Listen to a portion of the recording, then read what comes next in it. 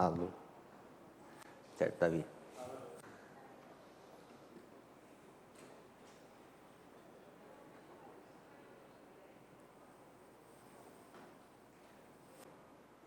Bom, somos poucos e acho que então vai ser melhor a aula. Nós aqui, e a aula é transmitida também pela internet, de maneira que tem mais alguém ainda conosco. Vamos começar a nossa aula. Vou orar, agradecer a Deus essa oportunidade. Senhor nosso Pai, muito obrigado porque nós estamos aqui, porque o Senhor permite que isso aconteça e que o Senhor abençoe, permita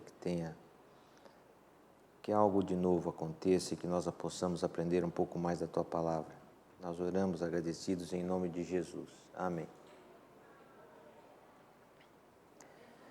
O nosso assunto é o Evangelho de João. O Evangelho, a autoria mais ou menos é anônimo, né? Não tem o autor definido, mas ele é aceito unanimemente como sendo o apóstolo João. Foi escrito por volta do ano 85, 90 e apresenta de uma maneira regular tópicos e temas, e ele é arranjado dessa maneira organizada. Ele mostra que Jesus é o Verbo divino que veio do céu e se tornou carne, que Jesus veio para os judeus, mas apenas poucos judeus o receberam. Jesus realizou muitos milagres públicos, mostrando que ele era o Messias, o Filho de Deus, e ensinou que a salvação está exclusivamente nele, em Jesus Cristo. E a primeira parte do Evangelho é assim arranjada, por tópicos e por temas.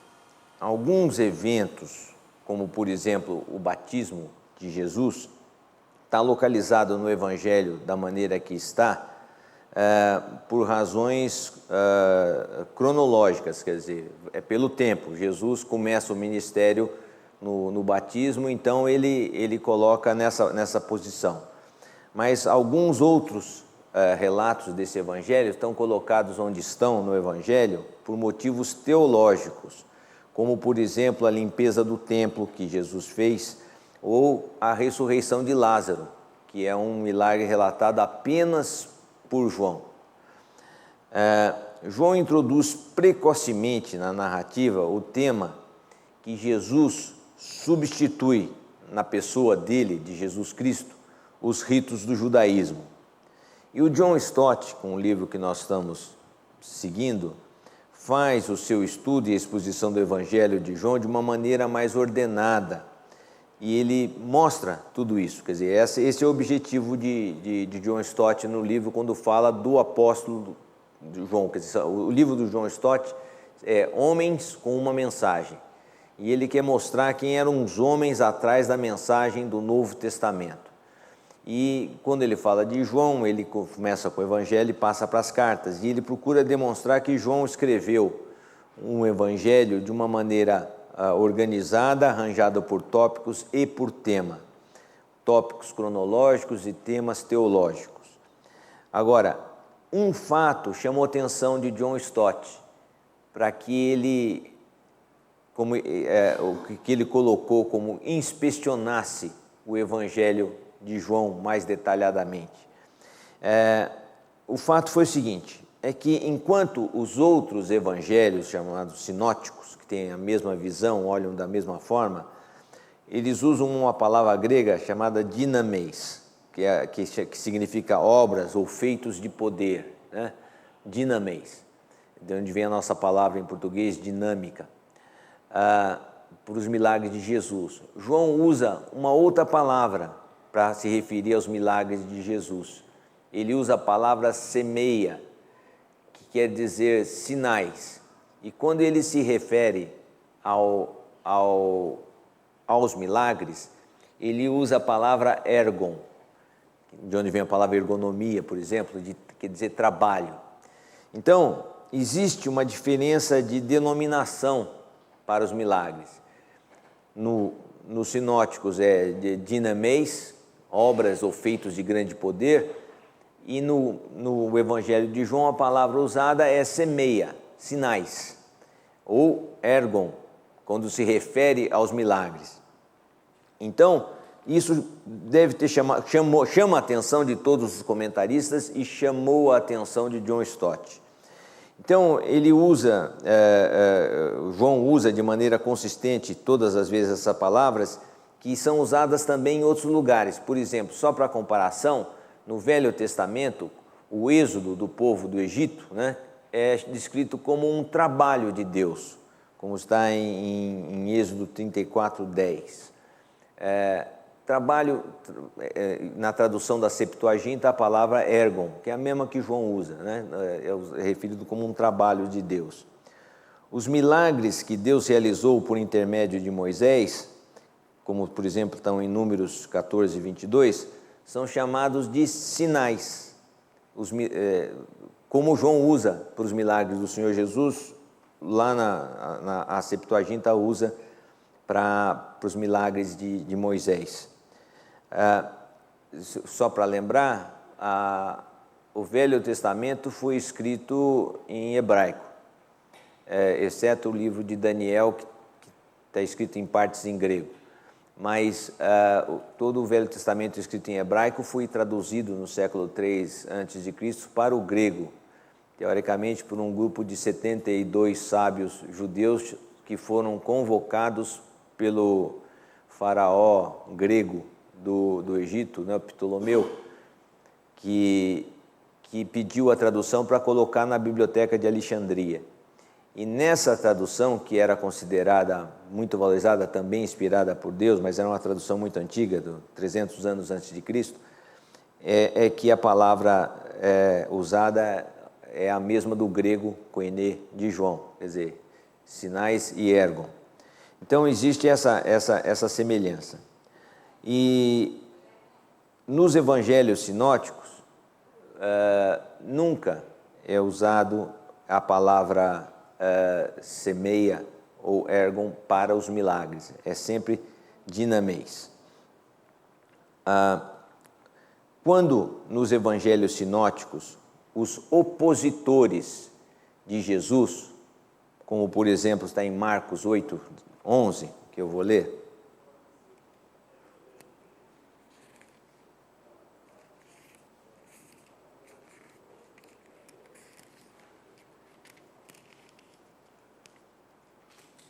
Marcos capítulo 8, versículo 11. E saindo os fariseus, puseram-se a discutir com ele, e tentando-o, pediram-lhe um sinal do céu. Aí a palavra usada é semeia, que é a palavra que aqui no Evangelho Sinótico é usada pelo opositor de Jesus Cristo. E no Evangelho de João é a palavra usada referindo-se aos sinais de Jesus Cristo. Esses fatos aí chamam a atenção. Os falsos cristos e os falsos profetas vão realizar sinais e maravilhas, semeia e maravilhas, como está em Marcos e Mateus. Então, John Stott, que é o autor do nosso livro texto, percebeu esse fato e deu um significado a esse fato. Não que só ele, né, John Stott, tenha percebido isso. Se nós formos ver os comentários, todo mundo percebe isso, né? Quer dizer, a diferença entre a nomenclatura de milagres entre os sinóticos e o Evangelho de João. Mas os milagres têm um papel mais importante do que nos outros evangelhos, no Evangelho de João. E eles têm um objetivo muito evidente. Os milagres são colocados numa perspectiva sempre. Por isso que eles são chamados de sinais, né? Não são só feitos de poder, eles são chamados de sinais, porque eles são colocados numa perspectiva do grande milagre, que é a encarnação de Jesus Cristo, e o maior milagre depois, que é a ressurreição do Senhor. Em João 1:14, já é colocado logo de cara essa perspectiva, porque diz assim, que o Verbo se fez carne e habitou entre nós, cheio de graça e de verdade, e vimos a sua glória, glória como do unigênito do Pai. Quer dizer, ele começa o Evangelho logo no início já colocando a perspectiva que tudo o que vem a seguir é colocado em relação à encarnação, do Filho de Deus. Então, esses sinais, semeia, são para chamar a atenção dos leitores, nunca para o milagre em si, mas para o que é revelado pelo milagre.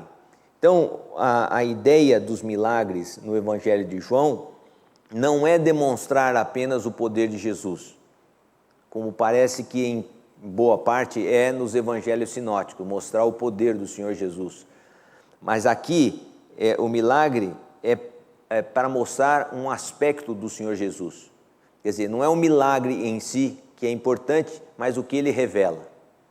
Então, o fato não deveria chamar atenção. Isso está de acordo com o que os próprios evangelhos sinóticos falam, de que os falsos cristos e os falsos profetas vão fazer sinais e maravilhas. Só que esses sinais não vão chamar a atenção para um aspecto de Jesus Cristo, mas sim para o milagre em si. E não é essa a ideia no Evangelho de João. Talvez o que tenha levantado muito o interesse de John Stott, e aí já é uma especulação mais minha do que não está no livro do John Stott, mas parece que os versículos 30 e 31 do capítulo 20 devem ter chamado a atenção dele, pelas vezes que ele se refere a ele. Diz assim: Jesus realizou, na presença dos seus discípulos, muitos outros sinais miraculosos que não estão registrados nesse livro, mas estes foram escritos para que vocês creiam que Jesus é o Cristo, o Filho de Deus, e crendo tenham vida em seu nome.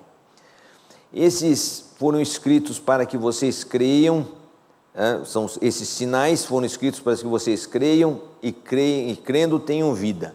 Então, estão 3 palavras que se destacam nesses versículos: sinais, creiam e vida. E a primeira, sinais, é uma indicação quanto à organização do Evangelho em volta de um número escolhido de milagres. Quer dizer, o Evangelho faz a sua introdução, coloca logo o que tem a dizer, e depois ele se desenvolve em volta de alguns sinais escolhidos, alguns milagres escolhidos, que são chamados de semeia, sinais, em contraste com os sinóticos, né? Por quê? Porque tem um significado especial. Eles são especiais aqui. São nomeados 7 desses sinais miraculosos. Por quê? Porque eles ilustram áreas diferentes do poder de Jesus Cristo. E juntos, os 7 milagres dão um testemunho, né? Fazem uma síntese do ensino desse Evangelho, que é a divindade de Jesus Cristo. Ele como Filho de Deus, o nosso Salvador. Provavelmente por isso, John Stott considerou que era muito oportuno inspecionar esses sinais de perto. Por quê? Porque se nós fizermos isso, nós vamos estar inspecionando o Evangelho. Como falou, os sinais, nós vimos ali atrás, sinais para que creiam e tenham vida. Então, os sinais devem nos levar a crer. E se nós acreditarmos em Jesus, nós teremos vida. Então, esse é o objetivo dos sinais.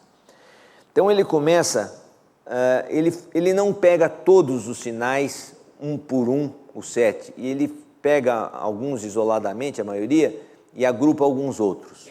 O primeiro sinal que ele pega é a transformação da água em vinho, mostrando o quê? Mostrando uma nova ordem das coisas. Já no primeiro capítulo, Jesus é apresentado como o Logos, a palavra de Deus, o verbo, a ação de Deus, a palavra viva. É uma forma nova que faz contraste com a forma antiga. Quer dizer, a lei era a palavra de Deus. Agora, a palavra de Deus é Jesus. Essa é a grande... ele começa o Evangelho mostrando isso. E o primeiro sinal é mostrando que é a transformação da água para o vinho. A palavra velha da palavra para a palavra nova, a água para o vinho, que é uma forma. Anteriormente, Deus havia falado por intermédio de profetas. Isso está em Hebreus 1. Havendo Deus outrora falado aos pais por intermédio dos profetas, nesses últimos dias nos falou através do Filho. Então, a palavra antes era a lei e os profetas, mas agora é o Filho. Agora, a palavra se fez carne, no versículo 4 de João diz, a vida estava nele e a vida era a luz dos homens, a luz resplandeceu nas trevas e as trevas não prevaleceram contra ela. A palavra de Deus, não vamos citar todos, mas a palavra se fez carne e inicia um novo estágio de relacionamento, que está no 17, esse é mais claro. Diz assim, porque a lei foi dada por intermédio de Moisés, mas a graça e a verdade vieram por meio de Jesus Cristo. Está em João 17. Então, a palavra que se fez carne e inicia um novo relacionamento, como diz no 17, é a lei dada por Moisés, se contrapondo a graça e a verdade, que veio por meio de Jesus Cristo. E o primeiro sinal que Jesus mostra, introduzindo esse novo relacionamento, é a transformação da água em vinho, que está em João 2, de 1 a 11. São 11 versículos. Diz assim, 3 dias depois, houve um casamento em Caná da Galileia, achando-se ali a mãe de Jesus. Jesus também foi convidado com os seus discípulos para o casamento. Tendo acabado o vinho, a mãe de Jesus lhe disse, eles não têm mais vinho. Mas Jesus lhe disse, mulher, que tenho eu contigo? Ainda não é chegada a minha hora. Então ela falou aos serventes, fazei tudo o que ele vos disser. Estavam ali 6 talhas de pedra, pois os judeus usavam para as purificações e cada uma levava 2 ou 3 metretas. Jesus lhes disse, enchei de água as talhas. E eles as encheram totalmente. Então lhes determinou, tirai agora e levai ao mestre-sala. Eles o fizeram. Tendo o mestre-sala provado a água transformada em vinho, não sabendo de onde viera, se bem que o sabiam os serventes que haviam tirado a água, chamou o noivo e lhe disse, todos costumam pôr primeiro o bom vinho, e quando já beberam fartamente, servem o inferior. Tu, porém, guardaste o bom vinho até agora. Com este, deu Jesus princípio aos seus sinais em Caná da Galileia. Manifestou a sua glória e os seus discípulos creram nele. Esse foi o primeiro sinal que Jesus mostrou.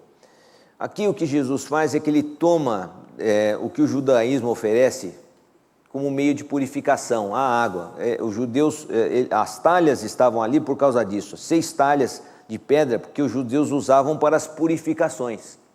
Então, Jesus pegou o meio de purificação e transformou um meio ritual de purificação em alguma coisa que realmente supre a necessidade das pessoas naquele momento. A mensagem aqui é refeita mais à frente no texto, no 2:19 a 22. Ele refaz a mensagem dizendo o seguinte, Jesus lhes respondeu, destruí esse santuário, em 3 dias o reconstruirei. Replicaram os judeus, em 46 anos foi edificado esse santuário, e tu em 3 dias o levantarás? Ele, porém, se referia ao santuário do seu corpo. Essa mensagem é refeita, quer dizer, essa transformação do ritual velho no novo é refeita dessa forma. E no capítulo 3, mais para frente um pouquinho, quando ele encontra Nicodemos, que era mestre de Israel, que era quem ensinava o que o povo tinha que fazer, ele ensina Nicodemos a mesma coisa, quer dizer, o repositário de todo o conhecimento do judaísmo precisava ser refeito pelo Espírito Santo. Todos precisam. O que acontece? Ele está mostrando, o milagre mostra que havia e há a necessidade de mudar as coisas da água para o vinho, né? É essa a mensagem do primeiro sinal de Jesus Cristo. É a mudança da água para o vinho. É a mudança da lei e das regras do ritualismo dos judeus para Jesus. Sai do velho e vem para o novo. Essa é o significado do primeiro milagre. Depois, John Stott, ele aborda 2 sinais, ele junta 2 sinais em um só. Ele vai falar de 2 curas, então, juntando, ou seja, uma nova vida e um novo julgamento.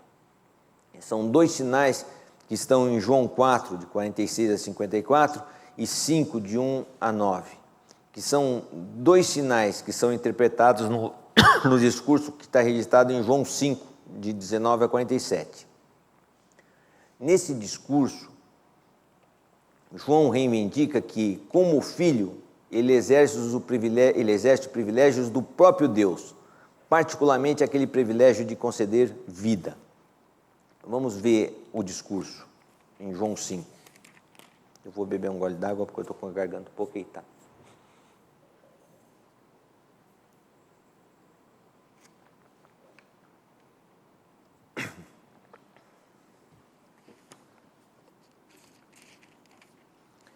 João 5. Então, nós vamos ver João 5, de 19 a 47. Então lhes falou Jesus: em verdade vos digo que o Filho nada pode fazer de si mesmo, senão somente aquilo que vir fazer o Pai. Porque tudo o que este fizer, o Filho também semelhantemente o faz. Porque o Pai ama o Filho e lhe mostra tudo o que faz, e maiores obras do que estas lhe mostrará, para que vos maravilheis. Pois assim como o Pai ressuscita e vivifica os mortos, assim também o Filho vivifica aqueles a quem quer. E o Pai a ninguém julga, mas ao Filho confiou todo o julgamento, a fim de que todos honrem o Filho do modo que honram ao Pai. Quem não honra o Filho, não honra o Pai que o enviou. Em verdade vos digo: quem ouve a minha palavra e crê naquele que me enviou, tem a vida eterna, não entra em juízo, mas passou da morte para a vida. Em verdade vos digo que vem a hora, e já chegou, em que os mortos ouvirão a voz do Filho de Deus, e os que a ouvirem viverão. Porque assim como o Pai tem vida em si mesmo, também concedeu ao Filho ter vida em si mesmo. E lhe deu autoridade para julgar, porque é o Filho do homem. Não vos maravilheis disto, porque vem a hora em que todos os que se acham nos túmulos ouvirão a sua voz e sairão. Os que tiverem feito o bem para a ressurreição da vida, e os que tiverem praticado o mal para a ressurreição do juízo. Eu nada posso fazer de mim mesmo. Na forma por que ouço, julgo. O meu juízo é justo, porque não procuro a minha própria vontade, sim a daquele que me enviou. Se eu testifico a respeito de mim mesmo, o meu testemunho não é verdadeiro. Outro é o que testifica a meu respeito, e sei que é verdadeiro o testemunho que ele dá de mim. Mandastes mensageiros a João, e ele deu testemunho da verdade. Eu, porém, não aceito humano testemunho. Digo-vos, entretanto, estas coisas para que sejais salvos. Ele era a lâmpada que ardia e alumiava, e vós quisestes, por algum tempo, alegrar-vos com a sua luz. Mas eu tenho maior testemunho do que João, porque as obras que o Pai me confiou para que eu realizasse, essas que eu faço testemunham ao meu respeito de que o Pai me enviou. O Pai que me enviou, esse mesmo é o que tem dado testemunho de mim. Jamais tendes ouvido a sua voz, nem visto a sua forma. Também não tendes a sua palavra permanente em vós, porque não credes naquele a quem ele enviou. Examinais as Escrituras, porque julgais ter nelas a vida eterna, e são elas mesmas que testificam de mim. Contudo, não quereis vir a mim para terdes vida. Eu não aceito glória que vem dos homens. Sei, entretanto, que não tendes em vós o amor de Deus. Eu vim em nome de meu Pai, e não me recebeis. Se outro vier em seu próprio nome, certamente o recebereis. Como podeis crer, vós, os que aceitais glória uns dos outros, e contudo não procurais a glória que vem do Deus único? Não penseis que eu vos acusarei perante o Pai. Quem vos acusa é Moisés, em quem tendes firmado a vossa confiança. Porque se de fato cresceis em Moisés, também creríeis em mim, porque ele escreveu a meu respeito. Se, porém, não credes nos seus escritos, como crereis nas minhas palavras? Aqui em duas cruas, uma nova vida e um novo julgamento, embora haja uma referência também à troca de Moisés para Jesus, né, existe essa troca, esses dois sinais são interpretados. Particularmente é expressada a capacidade de Jesus, como está no versículo 21, de conceder vida, né, pois assim como o Pai ressuscita e vivifica os mortos, assim também o Filho vivifica aquele a quem quiser. E depois no 22, e o Pai a ninguém julga, mas ao Filho confiou todo o julgamento. Então, essa capacidade que Jesus tem, que é exemplificada na cura, nessas duas curas que Jesus efetuou, que John Stott reuniu, que ele tem a capacidade de dar vida e julgar. E como juiz, Jesus, que é o Filho, tem a autoridade de decidir sobre a vida e a morte de todos. É Ele que decide a vida e a morte de todos. Como nós já dissemos, esses dois privilégios, entre aspas, são anunciados por dois sinais que precedem esse discurso, que é a cura do oficial do rei, que está no 4, de 46 a 54, e a cura do paralítico. No primeiro caso, Jesus profere uma frase que vivifica. Ele diz assim: vai, disse-lhe Jesus, teu filho vive. Ele dá a vida. E o filho do oficial do rei vive. Em seguida, ele pronuncia um outro julgamento, em relação ao homem aleijado, não somente para ordenar que ele se levante, mas também para dizer-lhe que carregue a sua cama no sábado, quer dizer que não era para carregar pela lei, pelos regulamentos dos judeus. Ele carregue a sua cama e adverte ainda: não peques mais. Então, esses dois milagres, a cura do oficial do rei e a cura do paralítico, estão aí colocados para mostrar como um sinal da capacidade de Jesus de dar vida e de julgar. É Ele que dá vida, é Ele que julga. E esses dois sinais são para mostrar isso. Depois tem o sinal seguinte, que em João está registrado no capítulo 6, esse é o sinal que todos os evangelhos registram, Ele alimenta 5.000 pessoas. É um estádio de futebol, com o público médio do Campeonato Paulista, é mais ou menos isso. É um estádio de futebol. Ele alimenta 5.000 pessoas. E por 3 vezes, Jesus fala que Ele é o pão da vida. É Ele que dá a vida. Novamente, Ele é o pão da vida. No capítulo 6, no versículo 35, Jesus fala assim: declarou-lhes, pois, Jesus: eu sou o pão da vida. Quem vem a mim jamais terá fome, e o que crê em mim jamais terá sede. Ele repete essa mesma afirmação no versículo 48. Ele fala lá: eu sou o pão da vida. O versículo 48 é só essa afirmação: eu sou o pão da vida. E o 51 ele repete outra vez: eu sou o pão vivo que desceu do céu. Se alguém dele comer, viverá eternamente. E o pão que eu darei pela vida do mundo é a minha carne. 3 vezes ele fala que Ele é o pão da vida.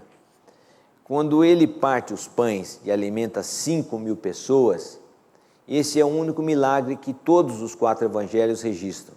Jesus está simbolizando a dádiva da sua própria carne, como está no 51 aqui que ele falou, que darei pela vida do mundo. No 51 ele repete que eu sou o pão vivo que desceu do céu. Se alguém dele comer, viverá eternamente. E o pão que eu darei pela vida do mundo é a minha carne. Ele é o pão vivo, o pão que dá pela vida do mundo. A verdadeira comida, então, do ponto de vista de ter vida eterna, é a sua carne. E a verdadeira bebida é o seu sangue. Está no 55. Pois a minha carne, 6,55. Pois a minha carne é verdadeira comida e o meu sangue é verdadeira bebida. O sinal da alimentação dos 5.000 é esse, quer dizer, a multiplicação dos pães e a alimentação dessa multidão foi um símbolo. Para viver, tinham que comer. Era uma necessidade no momento. Sem comer, ninguém vive. O povo antigo falava: saco vazio não para em pé. E é verdade, porque sem comer ninguém vive. e para comer eles, para viver eles tinham que comer. Mas se nós compararmos o 6,47, o versículo do capítulo 6, o versículo 47, que diz assim: em verdade vos digo, quem crê em mim tem a vida eterna, com o capítulo 6, versículo 5, no seu começo, que diz assim: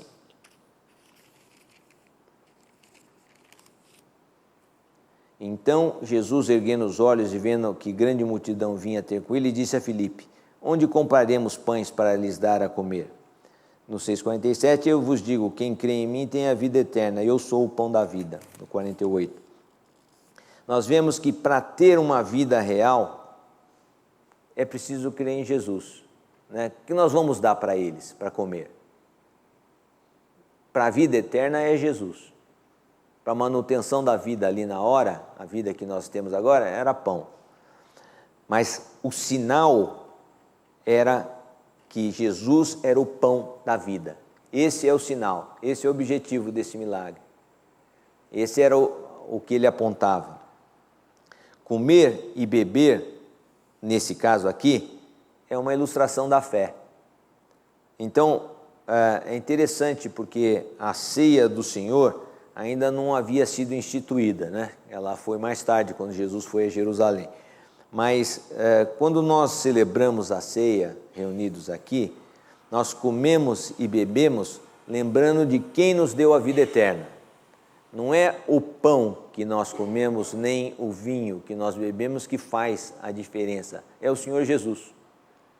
É o significado de nós nos apropriarmos da carne e do sangue do Senhor Jesus para a nossa redenção.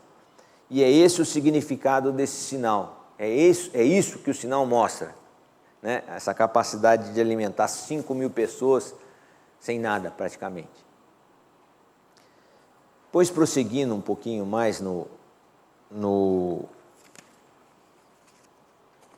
milagres, John Stott fala da cura do homem cego, que Jesus é a luz do mundo. A festa da Páscoa era uma festa muito importante para os judeus. Eles celebravam nessa época, na Páscoa, celebram até hoje, a libertação da escravidão do Egito. E junto com a Páscoa envolvia algumas cerimônias e algumas festas junto da Páscoa. Uma delas era a festa que se seguia à Páscoa, que era dos tabernáculos. Na Páscoa tinha, por exemplo, os pães asmos, né? A celebração dos pães sem fermento, e logo depois tinha a festa dos tabernáculos. E é no contexto dessa festa que Jesus efetua a cura de um cego de nascença. A festa dos tabernáculos ou das cabanas é quando os judeus lembravam que eles viveram 40 anos em tendas, né? Em tabernáculos, que é uma palavra antiga, né? Viveram em tendas vagando pelo deserto. E aí nessa festa eles saíam de casa e passavam um tempo em uma tenda fora de casa para lembrar. E é nesse contexto que Jesus efetua a cura de um cego de nascença. Por 2 vezes Jesus proclama: eu sou a luz do mundo. Está no capítulo 8, versículo 12, e no capítulo 9, versículo 5. Jesus de novo lhes falava dizendo: eu sou a luz do mundo, quem me segue não andará em trevas, pelo contrário, terá a luz da vida.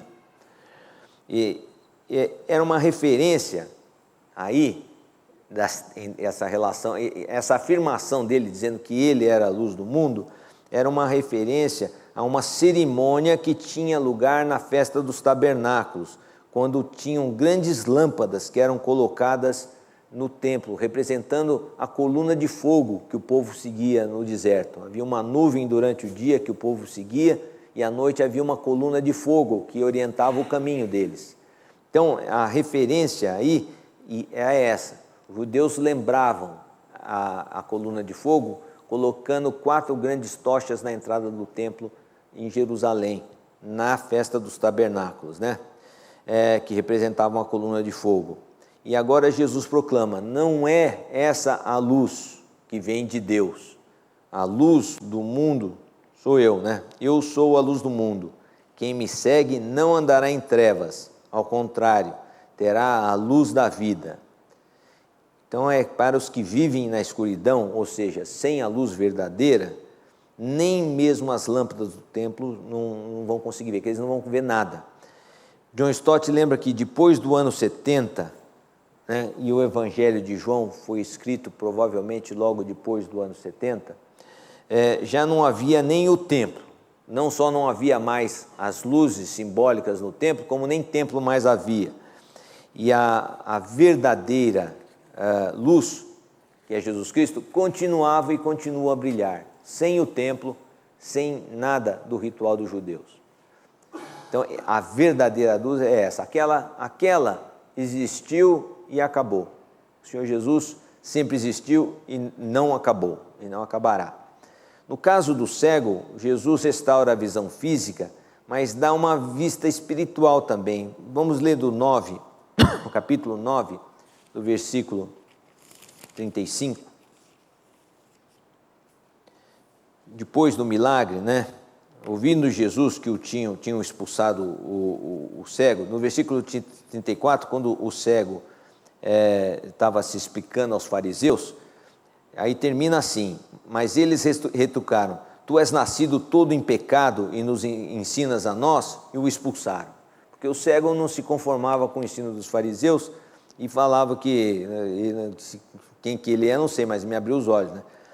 Aí, ouvindo Jesus que o tinham expulsado, encontrando-o, lhe perguntou, crês tu no filho do homem? Ele respondeu e disse, quem é, Senhor, para que eu nele creia? Jesus lhe disse, já o tens visto, e é o que fala contigo. Então afirmou ele, creio, Senhor, e o adorou. Prosseguiu Jesus, eu vim a este mundo para juízo, a fim de que os que não veem, vejam, e os que veem se tornem cegos. Alguns dentre os fariseus que estavam perto dele perguntaram-lhe, acaso também nós somos cegos? Respondeu-lhe Jesus, se fosseis cegos, não terias pecado algum, mas porque agora dizeis, nós vemos, subsiste o vosso pecado.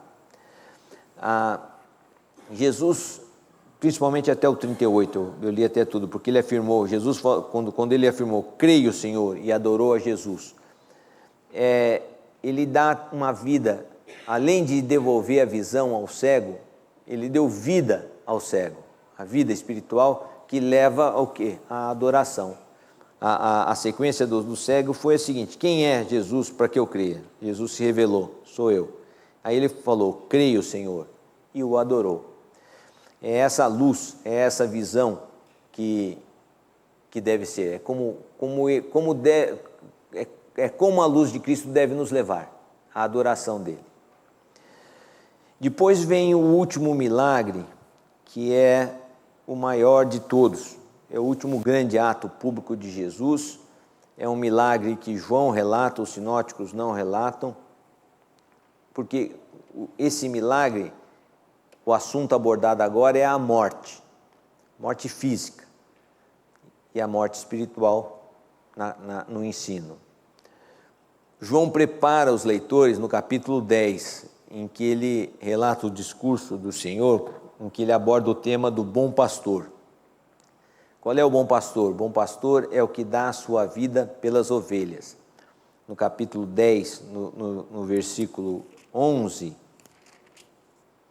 Jesus diz assim, eu sou o bom pastor. O bom pastor dá a vida pelas ovelhas. No versículo 14, ele diz assim, eu sou o bom pastor, conheço as minhas ovelhas e elas me conhecem a mim. E no versículo 15 diz assim, assim como o Pai me conhece a mim, eu conheço o Pai e dou a minha vida pelas ovelhas. Ele prepara o ensino que vem no milagre da ressurreição de Lázaro, ensinando que ele é o bom pastor, que cuida das ovelhas até a morte, né? Lá em Israel, naquela época, haviam leões e ursos, né? Hoje os leões foram extintos e os ursos ainda resistem em algumas regiões, mais ao norte de Israel, no Líbano, em algumas montanhas, ainda tem um urso. O urso era considerado pior do que o leão, porque o leão, apesar de ser temível, ele era previsível. E o urso disse que era imprevisível, né? E era igualmente perigoso, né? Enfrentar um urso não deve ser fácil. Nós no Brasil aqui não temos esse problema, né? E o nosso leão é a onça. Mas o que acontecia era que eles falavam que o pastor cuidava das ovelhas quando vinha lobo, etc., e ele enfrentava, mas se aparecesse um leão, ele nem sempre enfrentava. E quando enfrentava o leão, podia acontecer de escapar do leão e dar de cara com o urso, né?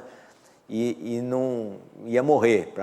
E Jesus mais ou menos se refere a este conhecimento, dizendo que ele era o pastor que iria enfrentar o leão e o urso até morrer, se preciso fosse, para salvar as ovelhas, como ele iria morrer para salvar as ovelhas.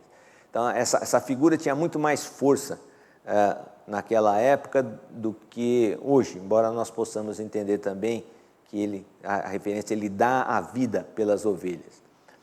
Essa posição desse ensino na narrativa é um dos exemplos que existem motivos cronológicos, como, por exemplo, o batismo do Senhor, e motivos teológicos. Aqui o motivo é teológico, porque essa narrativa está colocada aqui no capítulo 10 e logo depois no capítulo 11 tem a ressurreição de Lázaro por motivos teológicos. Por quê? Porque vem logo antes dos eventos aos quais Jesus se entregou e cumpriu literalmente essas afirmações.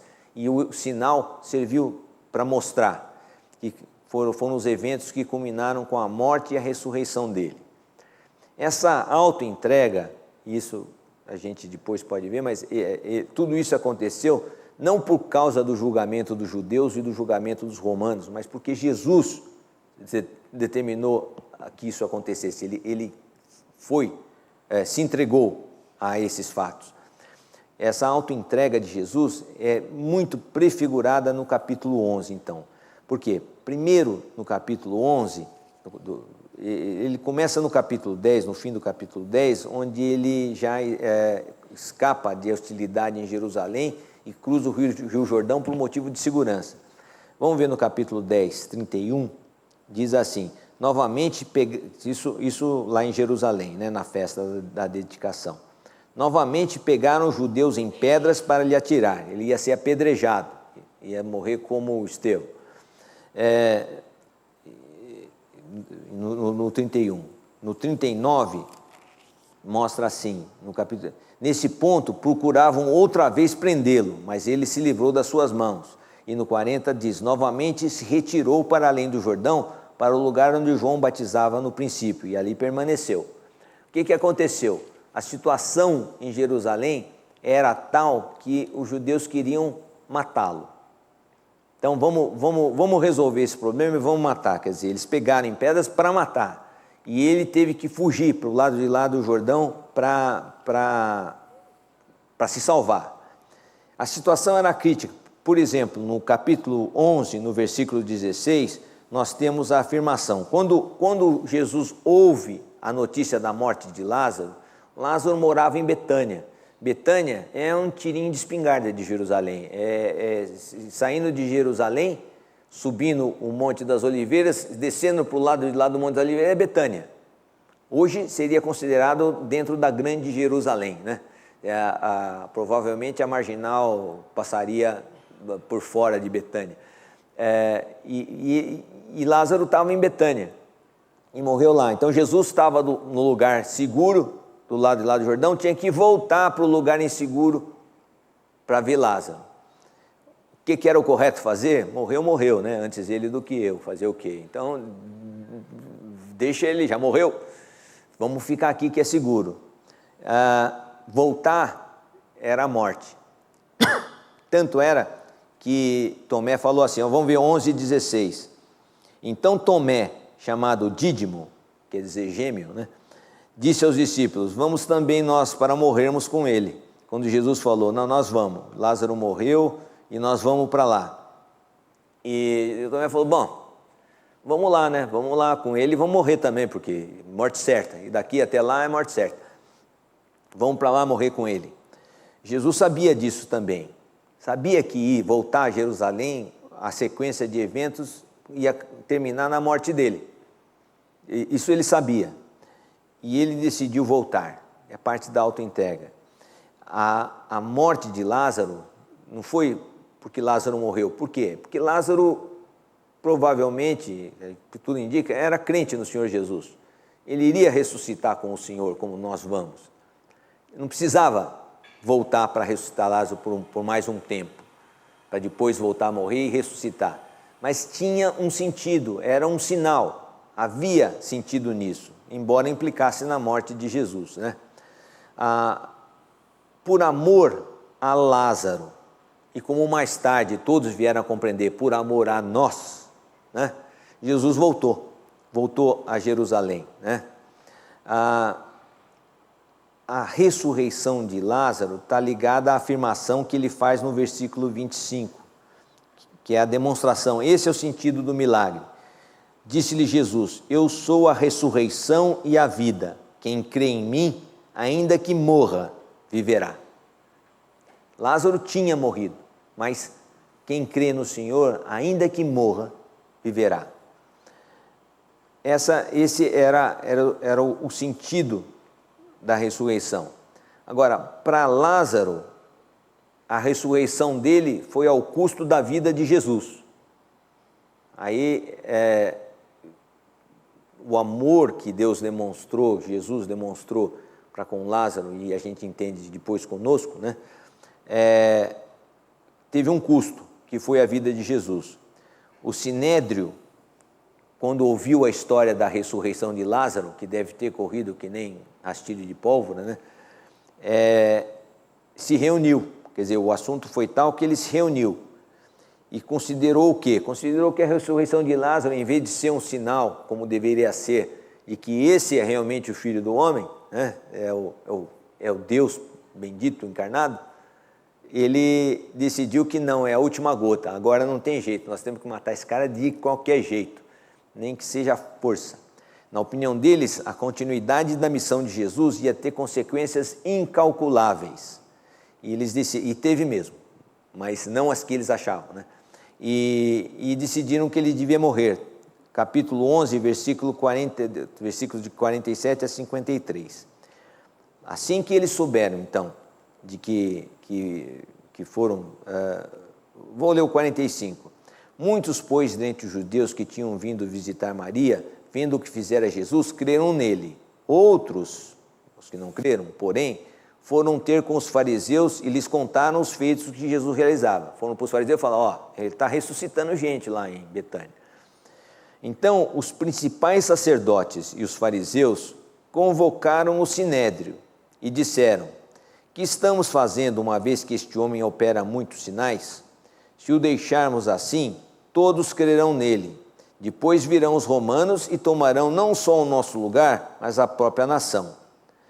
Caifás, porém, um dentre eles, sumo sacerdote naquele ano, advertiu-os dizendo: vós nada sabeis, nem considerais que vos convém que morra um só homem pelo povo e que não venha a perecer toda a nação.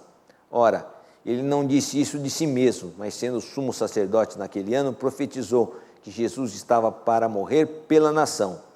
E não somente pela nação, mas também para reunir em um só corpo os filhos de Deus que andam dispersos. Desde aquele dia resolveram matá-lo. Eles já tinham tentado matar por impulso, né? Por apedrejamento, matar no ad hoc ali, né? A ação na hora. Agora decidiram matá-lo numa ação legalizada do sinédrio, né? O sinédrio tinha poder de matar dentro da religião. Ele podia, por blasfêmia, dar a pena de morte e matar. No entanto, não era politicamente interessante, no caso de Jesus, sendo um líder popular, o sinédrio assumir a culpa. Essa autoridade do sinédrio vinha, historicamente, desde o tempo de Júlio César. Nós estamos aqui na época de Tibério. E quando Júlio César passou um aperto lá no Egito, quando ele foi tentar capturar Pompeu, depois da Guerra Civil de Roma, ele se viu, como ele tinha pressa, ele foi com algumas cortes, não foi com as legiões dele que iam atrasar. Chegando lá, os egípcios o irmão da Cleópatra, né, que mandava lá junto com ela, percebeu que haveria uma chance de subjugar Júlio César e romper os laços com Roma. E ele foi salvo por tropas que vieram da Grécia e por uma tropa relativamente grande que veio a mando de Antípater, que era o pai de Herodes, dito grande. Júlio César, grato, deu várias vantagens aos judeus, tornou o judaísmo religião lícita e permitiu que dentro da etnia, não da área geográfica, fosse governada pelo Sinédrio. Por isso, o Sinédrio tinha autoridade sobre os judeus no mundo romano inteiro. É o caso, por exemplo, do apóstolo Paulo, que pegou uma carta do Sinédrio para ir perseguir judeu em Damasco, que era uma cidade estrangeira. Eles podiam. Mas era interessante aqui que eles arrazoaram matar Jesus. E a maneira de matar devia ser pela mão dos romanos, que foi o que aconteceu. A ressurreição de Lázaro era já um anúncio dos fatos que haveriam de vir. Morrer e ressuscitar. Era o sinal. Essa é a importância disso tudo que ia acontecer. Se nós formos ler no Evangelho de Marcos, está claro, a ideia dos líderes judeus era esperar passar a Páscoa e prender Jesus para matá-lo. Mas eu comentei ontem no estudo, o homem propõe, né, o reverendo Júlio falava, né, o homem propõe, mas Deus dispõe, né? O plano deles era esse, mas a traição de Judas mudou o plano e fez com que as coisas se antecipassem e Jesus fosse morto na sexta-feira, antes, e no domingo ele ressuscitasse. Esse sinal é a previsão disso. Esse é um sinal, é o principal sinal do Evangelho de João. É o que confirma a afirmação no início. É o sinal que mostra que é verdadeira a substituição do ritual judeu por um ritual vivo, que é o Senhor Jesus, da velha ordem para a nova aliança que foi estabelecida com o homem. Esse é o sinal principal. A decisão do Sinédrio cumpria uma vontade de Deus sem eles saberem.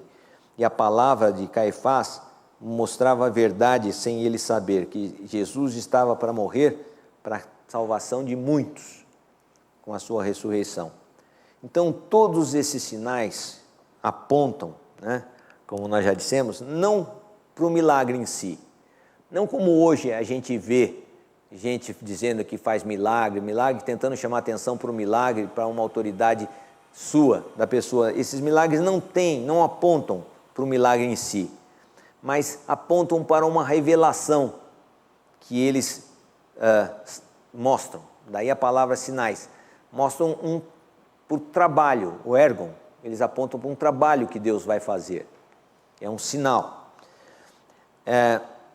Cada um deles mostra um aspecto importante do Senhor. Em que coisas? São sinais importantes, porque todos eles são coisas que nós, seguidores, não podemos reproduzir, não podemos mudar e não podemos criar. Ele só podia fazer. E João apresenta esses sinais como uma introdução, é uma preparação para o grande sinal que ele anunciou no início do Evangelho, que é no capítulo 2, no versículo 19, a afirmação de Jesus: destruam esse templo e eu o levantarei em 3 dias. O Evangelho é no comecinho, Jesus já falou isso, quer dizer, o templo verdadeiro, não o de aquele templo, o templo verdadeiro, que inclusive a acusação mais consistente que fizeram com Jesus foi essa. Ele ficou falando que vai destruir o templo e que depois vai reconstruir em 3 dias, né? Ou ele é revolucionário para destruir o templo, ou é louco para reconstruir em 3 dias um templo que demorou 46 anos, com uma força de trabalho de 10 mil homens, né? 46 anos com 10 mil homens. A preparação para se entender que isso era verdade, se referia a ele e a sua ressurreição, são esses sinais. Ele explicou mais fim no capítulo 20, em 2 versículos que são muito conhecidos, tem a explicação final. Jesus, que nós já vimos, Jesus realizou na presença dos seus discípulos muitos outros sinais miraculosos, que não estão registrados nesse livro. Novamente, vamos lembrar, esses sinais foram escritos para que vocês creiam que Jesus é o Cristo, Filho de Deus, e crendo, tenham vida em seu nome. Os sinais para que creiam e para que vivam. Esses são os sentidos dos sinais. Então, esses sinais foram selecionados para nos capacitar, nos auxiliar a crer em Jesus. É para isso que ele serve. O Evangelho é esse. Então, John Stott entendeu que se nós entendermos os sinais de Jesus, nós iríamos crer. E se nós crermos, nós temos vida em Jesus, que é o único requisito que de nós é requerido e que não vem de nós, que é crer. Alguém quer fazer alguma pergunta?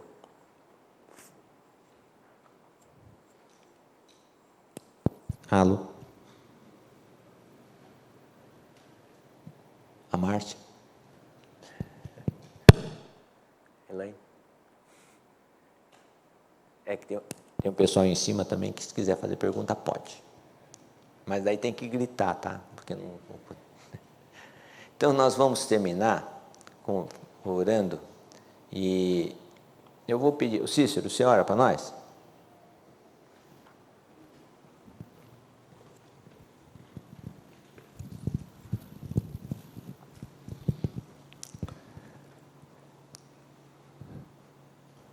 Nosso Pai, nós agradecemos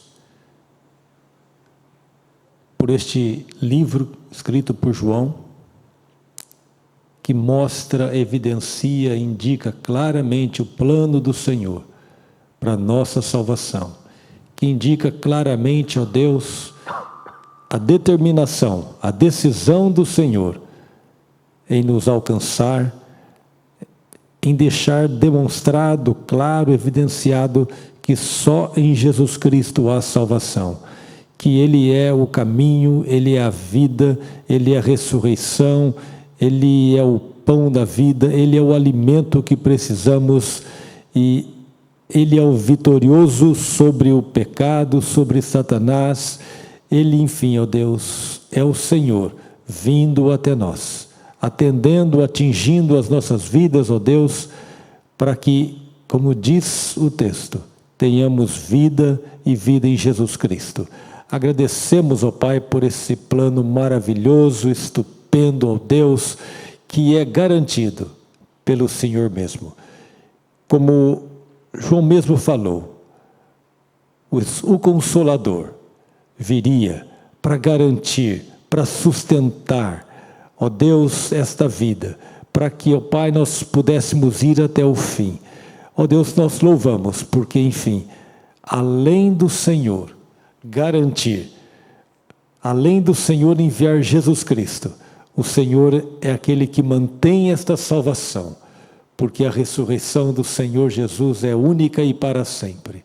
Louvamos, ó Pai, por esta verdade, por esta palavra, e proclamamos e nos alegramos no nome de Jesus por este dia, quando podemos parar para lembrar, ó Deus, tão bela mensagem, tão bela salvação. Mais uma vez, aceita, Senhor, a nossa gratidão, através de Jesus Cristo, nosso Senhor, e através do Espírito Santo, nosso Consolador. Amém. Amém. Bom domingo para todos.